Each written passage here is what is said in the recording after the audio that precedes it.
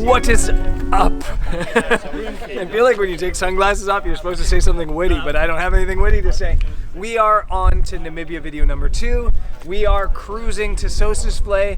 This setup has been like a little bit of a squeeze, but we're making it work. All the suitcases are inside. Camera gear is accessible to us and thieves right here.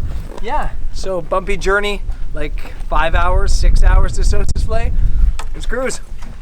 Nothing witty to say on the closing of my sunglasses either. But before our bumpy journey starts, today's video is sponsored by Squarespace.com. Squarespace is an awesome place for photographers, or anyone really, to build a professional looking website really quickly. There are a lot of community-driven aspects that go beyond building the website as well. For example, you can make a gated community area to both earn revenue and connect with your audience. And if you're looking to streamline your photography business, there are loads of options to integrate third-party e-commerce programs, which allow you to take payments, manage inventory, promote products, and even streamline your bookkeeping and accounting. Of course, all of this is a bonus beyond the beautiful and easy-to-use Squarespace website templates they're known for. So, head to squarespace.com/BrendanVanson for a 10% discount on your first purchase.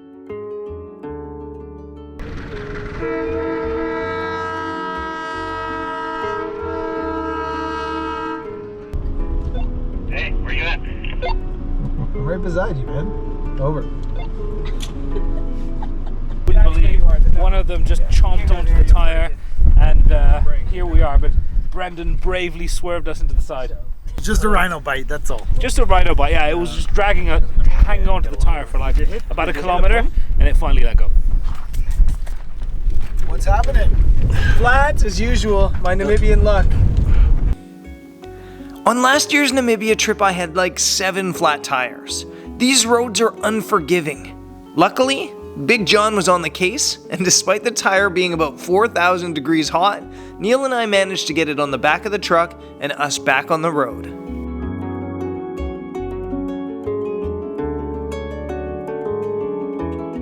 I'm really unlucky with flat tires, as you guys know, in Namibia specifically. I don't think I've ever had a flat tire outside the country of Namibia.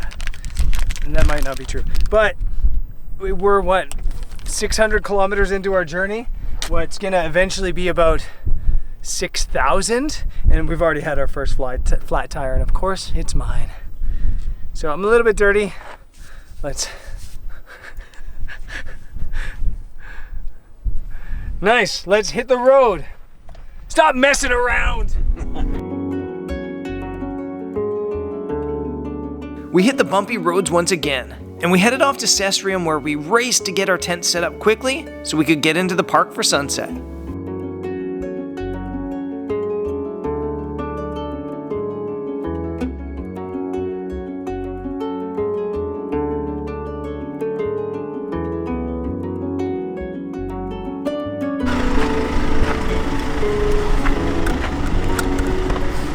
Smells in here. Look at the view. Sossusvlei is incredible. Oryx wander, red sand skips along tufts of yellow grass in the wind, and ancient trees spike up from the dried up riverbeds. It's photography heaven.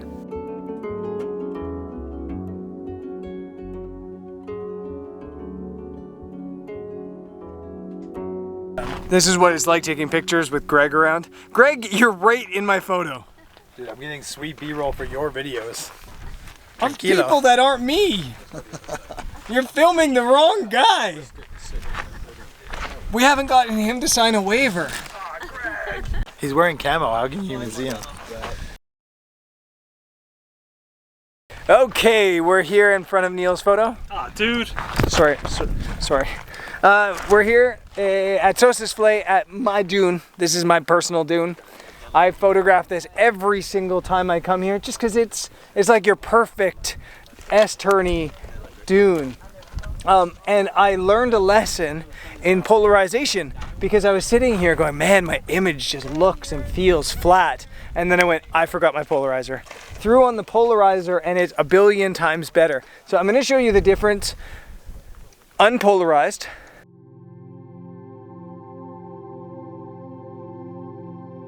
And then now polarized.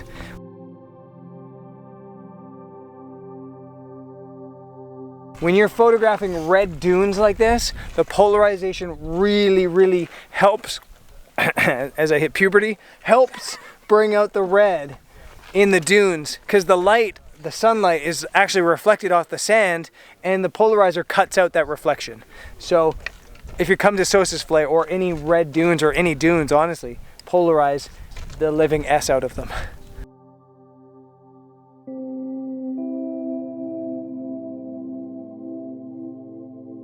Morning, Gregoire. Are you ready to go shoot some dead things?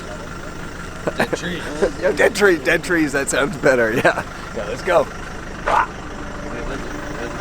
After a pretty standard evening in Sossusvlei, we're off to Deadvlei in the morning, one of the most photogenic places on Earth. You know, if we don't get distracted by an oryx or stuck in the sand on the way.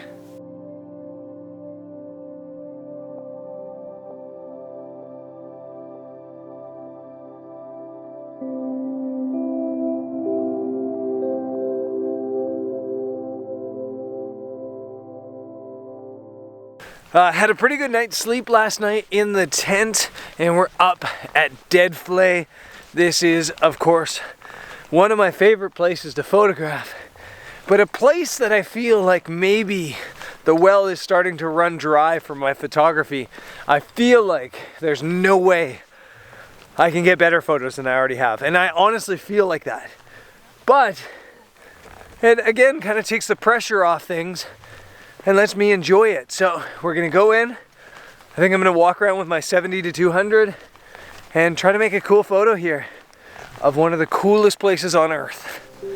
I think going back to a place over and over can help your photography, or you can get desensitized to what makes it special.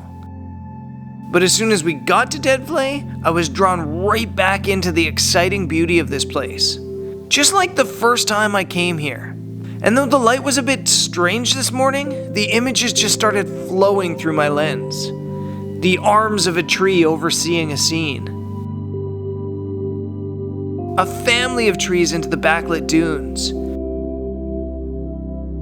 A group of hikers wandering through the sunrise. And an ancient beauty casting a perfect shadow. Then, I look towards a classic. As I mentioned, I've kind of fished this sea dry. It's now a dead sea, yeah. And I've taken all the photos that I think are really special. I feel like I'm not sure I can create better. So I'm actually kind of cheating. And I'm doing something I don't think I've ever done. I'm doing my classic photo, which is these two trees way in the background. And actually Neil's behind me stealing it as well. And I'm just playing. He's not really doing that. I mean, kind of a little bit, but it's okay. He's allowed. Anyway, basically, I want to make this photo better than the original was. And it's just little tiny tweaks. The original, I kind of cut off the edge of the dune. And the original, I probably was a little bit too high on the tripod. So I've gotten really low to the ground.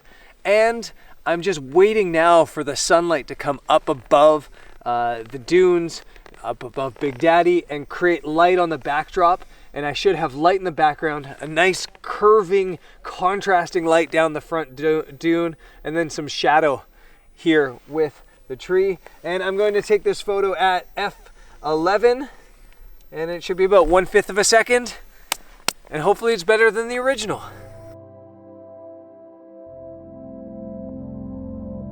It's not better than the original. The light just doesn't compare. However, I like the perspective. I tried to add another tree to add more of a story to the image. I like this better, but there's still nothing like the original.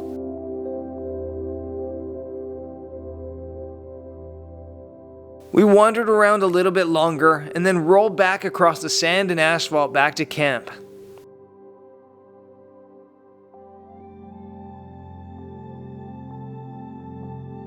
In the evening, we were back in the dunes.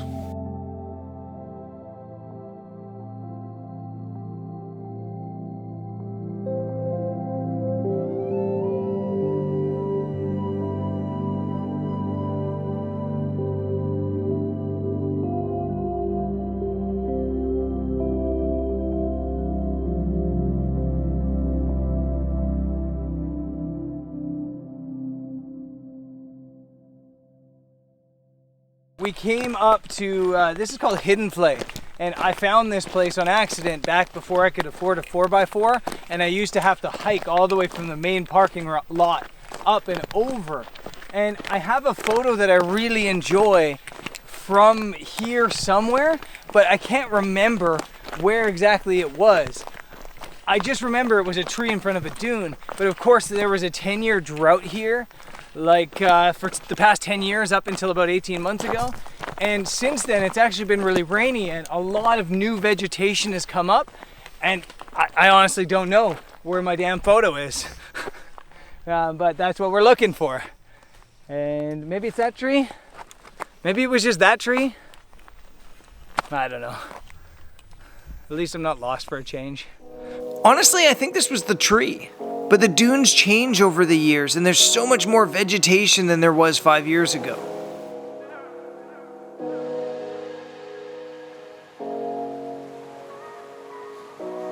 After taking an image of the dune, we moved on to the dried earth of the Vlay.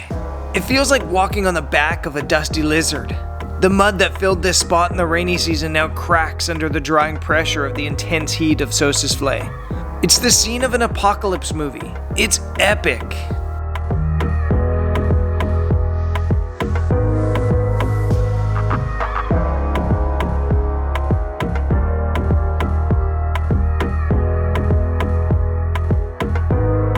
I'm going to do something I rarely do, which is focus stacking. I think people get way too obsessed with focus stacking. I think that they sometimes just feel like everything needs to be sharp for the image to be good, and it distracts from the depth of an image. And sometimes you need to create that depth. But in some cases, if you don't focus stack, you just don't get a good photo. So I'm going to focus stack here, but what I really wish I could do was use a tilt shift lens. So I might actually do some tilting in post-processing. I'm not sure. And I don't know if that's cheating either. But basically what's going on is I've got footprints in this landscape. This is like broken up sand that's like sedentary sand. I guess, I don't know if that's the right word, but it's sand that's crackled after the rainy season once it's dried out, and it's epic. It's so awesome. And I was looking for ages and ages and ages for like a flower sprouting out of it because I was getting greedy. And I didn't find that, but I did find these bird prints. And again, I'm getting greedy because I wish they pointed this way, but they don't. They point towards me. And I'm using that as my foreground. I'm 1/120th. And I'm focusing once right on the bird prints that are really close to me, once about halfway into the frame, once about 3/4 the way into the frame, and then once on the dune. The reason I said I wish this was a tilt shift was because by going super wide like this, it makes the dune look really small. And that's not a small dune, that's Big Daddy. That's the biggest dune here. And with a tilt shift, it would bend the dune back and make it look really tall and epic. So I wish I had a tilt shift lens here, and I always say that, and maybe someday I'll have some money and I can afford one. But for now, I'm gonna have to just do some photo editing. I'm not sure how I feel about this image in the end. Tell me what you think in the comments. After getting the shot, I moved on to find some details in the mud.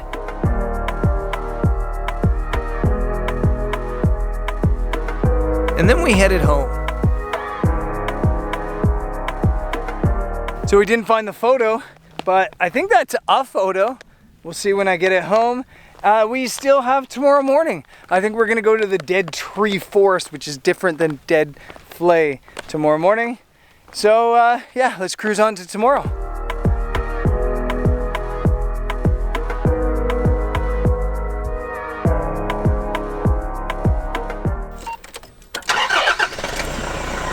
Day number 2. Woo! Bye. Oh, weak. In the morning, we headed to one of the most under-photographed spots in Sossus Vlay. Every single time I come here, I get an image. There's just something about the way the light hits this part of the park.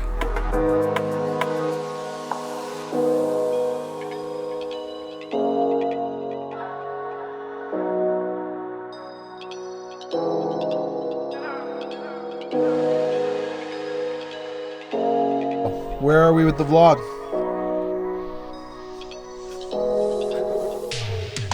Were you talking to me? Yeah. Oh, so I just broke one of my polarizers. I have a second one, the new one, from Nisi. Can we see the broken one? Nope. You wouldn't even really tell, it's just shattered. But the new one has these lines and it's just supposed to pop in. But I don't know if I'm just really tired because I haven't slept in 3 nights, or I'm an idiot. Because I have 3 lenses. That I'm just an idiot because I have 4 lenses. I figured it out. Yeah, I'm an idiot. So, what? No. So one of them has the ring that is needed for the new one, and I've spent 30 minutes looking at them all, trying to figure out which one is that one.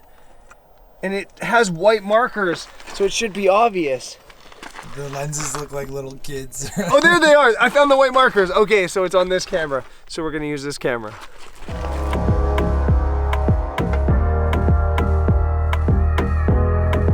So I left my camera out in the middle of basically nowhere. Hopefully we can find it. And I rushed back to get Greg because I couldn't find a photo, and then I was like drawn to this one tree over here, and I started to photograph it, and I went, eh. And then I turned around to my right, and I saw this blown out sky and all these dead trees, and just the way it all lines up looks really cool. You've got this tree here that Greg's been calling the Trident, and you've got a couple other trees, and they kind of bend into this image that's really, really unique. Yeah, you don't get photos like this in too many places in the world. So let's go to my camera.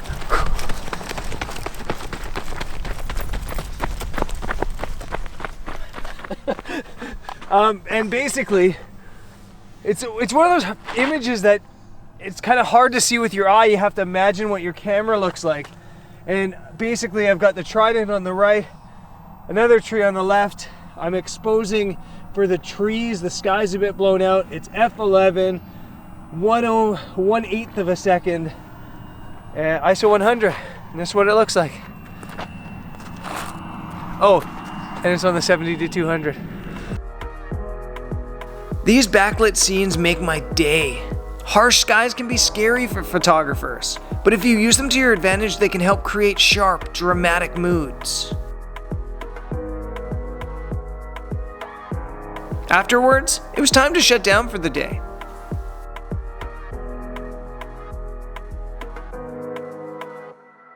How was that for a cleanup? That was pretty fast.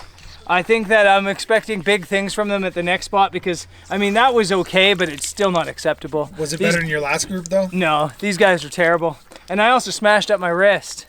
That wasn't our fault. Oh, you guys are here. Anyway, that's it for today's video. I'll see you next time here in Namibia. Peace!